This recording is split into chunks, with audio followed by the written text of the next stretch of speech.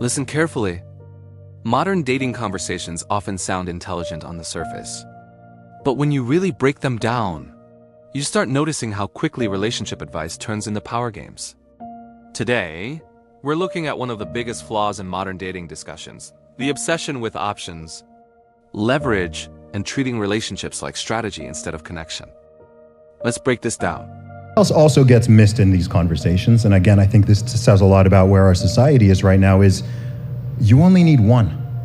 You don't need to date the whole world. So whether I'm hearing women complaining about like, oh, there's like no men out there, this or that, the market is terrible, men are saying the same thing, I'm like, look, just in this country, there's over 300 million people, right? Like, you're telling me you can't find one person of the opposite sex who likes you and is attracted to you and wants to spend, like, I think people have this idea that you have to date the entire opposite sex, right? Guys have this idea, oh, I need to date like all of these millions of women. It's like, no, you don't. Like, so you could. Do you know what else also gets missed in these conversations? And again, I think this says a lot about where our society is right now, is you only need one. You don't need to date the whole world. This is one of the rare moments where modern dating conversations actually touch reality, because this part is true. A lot of people today act like success in dating means endless options, when in reality, most people are only looking for one genuinely compatible person. Not hundreds, not thousands, just one. But here's where things often go wrong. People confuse access with fulfillment. More options may increase opportunity, but it can also increase confusion, ego, and unrealistic expectations. So while you only need one sounds simple, it directly challenges the validation culture that modern dating often promotes. And that's important. So whether I'm hearing women complaining about like, oh, there's like no men out there, this or that, the market is terrible, men are saying the same thing, I'm like, look, just in this country, there's over 300 million people, right? Like, you're telling me you can't find one person of the opposite sex who likes you and is attracted to you and wants to spend, like, I think people have this idea that you have to date the entire opposite sex, right? Guys have this idea, oh, I need to date like all of these millions of women. It's like, no, you don't. Like, so you could be in the crappiest environment, you could be in whatever, but I'll tell you what, if you've got your stuff together, I guarantee you, there's no way you're in a city of 1 million plus people. And here's what I'll say to that, because you are right, and I don't even know if I would label you an optimist. You're a realist. That was sort of an optimistic answer. Realistic optimism. I mean, you keep it real. I mean, your podcast is Real Talk with Zuby. So like, but what I will say is that like one-itis is a thing, brother. Hear me out. So like, if it's like, I just need one, like I just gotta find the one. The problem with a guy just being like, I just gotta find one, you know, because I'm gonna give you guys credit, you probably had a dozen women to choose from, but you chose this girl because she embodied all the qualities that you were really looking for. And from what I've known about you, that's a pretty high standard. Like, you're not dating just some random chick because she's hot. You're an intellectual, you're a thought leader, you've got values, you got morals, you got principles. So yeah, you are looking for one, but you're choosing from one from many. From one came many, like e pluribus unum almost. But the point is, for a man, for a high value man, a man of status, it's like, okay, you all know how it works, dudes. You're talking to 10 different women, and 5 of them are just kind of hot but annoying. 3 of them are like, you know, I'll deal with. But then there's like 1 or 2, you're like, oh shit, this could be the one. So in regards to like the one thing, yes, you are looking for the one, but if you have no leverage or no options, that one, if she breaks up with you, you're fucked. This is where the conversation shifts from relationships to strategy. And that shift matters. Because once dating becomes entirely about leverage, people stop focusing on compatibility and start focusing on power. Now, yes, having options can protect people from desperation. That part is real. But here's the danger. If your primary goal becomes maintaining power over connection, you may develop abundance without developing stability. And long-term, that can sabotage genuine relationships, because healthy relationships are not built purely on leverage. They're built on trust, discipline, and mutual value. No options. That one, if she breaks up with you, you're fucked. But if the 10 women, and you're the guy sort of in the power position that chooses the one girl, then like you kind of have leverage. Like how did it work with your girl in Colombia? From what I know in Colombia, you probably had 1,000 women coming at you, and you're like, I just changed your life. Have a baby by me, be a millionaire, bitch. Like, how did that work? No, I agree 100%. I think for men, like pain and trauma is needed for us. It's not needed for women. Now, this is where modern dating advice often becomes distorted. Pain can absolutely teach lessons. Heartbreak can build awareness. Failure can create growth. But glorifying trauma, as if reckless behavior is necessary for wisdom, can easily become dangerous advice. Not every painful lesson is required, and not every mistake is productive. Sometimes, people use experience as an excuse for unnecessary self-destruction. Growth matters, but growth without discipline often just becomes repeated dysfunction. And that applies to both men and women. So this is why women being promiscuous and going through all these problems is not needed for you guys to find the right man.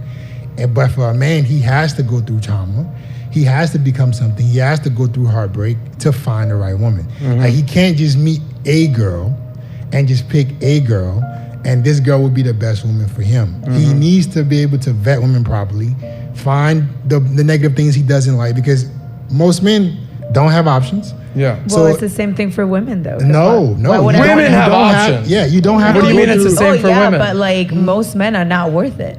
But So- because you're putting Bingo. yourself. So that's what I'm trying to say. Bingo. Like, it's not easy for us because we also have to almost date. And I'm not saying sleep around. I'm saying like date as in like see what qualities this man brings to see if this is somebody that allows me to feel safe and I can allow him to have some sort of control. Does Val, that make let's sense? use a real life case scenario. Let's play a game.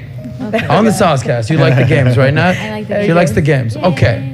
How many men, let's just say on a one night out, I could ask in a year, but let's, one night out in Orlando, Miami, how many men come up and talk to you? And whether it's like the hey ma guy or the like, hey, can I buy you a drink guy? On a given night out, how many men approach you? So this is something that I had to learn the hard way. I'm actually a very nice, kind person based on my background. From dating, actually my past relationship too, my ex-boyfriend would tell me, Valerie, you're too nice. You're too naive. This men, just you being nice to them, they think you're flirting. So Just how 'cause many? How many? Give me a I number. mean, a lot. How many? Throw a number. I mean, Over 30. oh no, I mean not that many for sure. I mean, Doesn't- I don't even go out like that, but I would say In average Orlando. like 5 would hit on me or Okay, something. 5. But I just have to look now. I have to Sure, look and I think it's way unapproachable. more than that. But you're being No. nice. All right, how about this? How many Orlando. men do you go up to and say, "Hey, how you doing? Can I buy you a drink? What are you Me? up to?" Yeah, you. Oh, never. Okay, so that's my point. So you're basically saying, "Oh, we gotta choose Okay, stuff too." no. The man I is guess, yeah. doing the Yeah. hunting. The woman is doing the nesting. That's true, and yeah. basically, it's incumbent on a man to go up and try to get as many numbers as possible, and then find the one. Like Stephanie, do you live in Miami? Mm-hmm. Okay. Do you ever go out? Yeah. Okay. Now, when you're out being cute in the club and being so sweet and nice, do guys ever come up and talk to you? Yeah.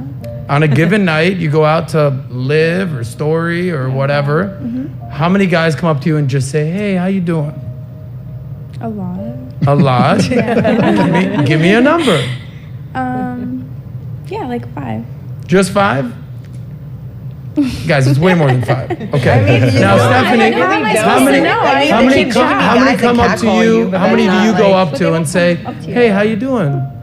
None. Okay, we're sensing a theme here. Man, Karma? What about the internet? Yeah. What about the internet? They say How on the many guys are requests. sliding in your guys' They DMs, say on ladies? the requests. How many DMs are you getting? Yeah, a lot. A lot? Nat, how many DMs are you getting? Actually, not a lot. I Stop it. a lot You of lied. girls for You lied. Saucecast. Hit me up if Okay, you wanna that's be on right. She's Saucecast. working on the internet. How about you, Raquel? Guys approaching you. Depending on a viral video, it can be anywhere from like 10 to 100 in Damn. a day. Okay. Karma, how many guys are sliding into DM because they like the cute Betty Boop look? And you can sing. I guess Maybe like 8.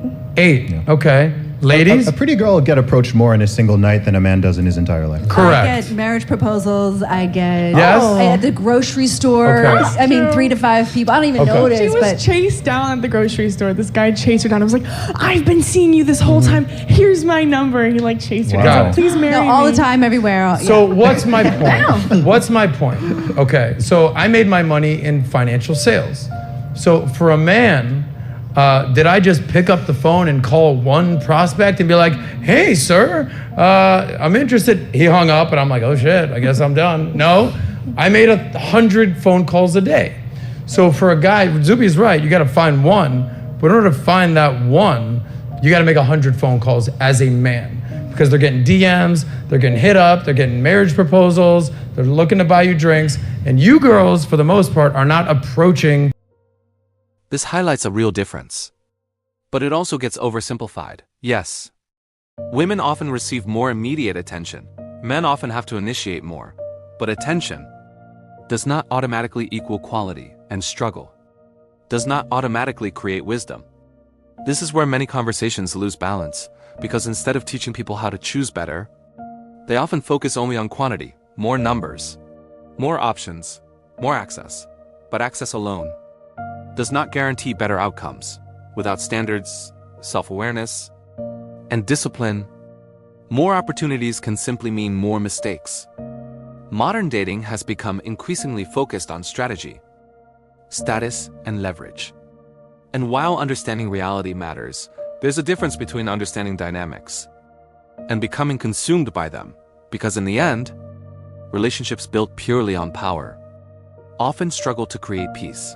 You do not need the whole world. You need clarity. You need discipline. And most importantly, you need to understand whether your dating choices are building your future or simply feeding your ego.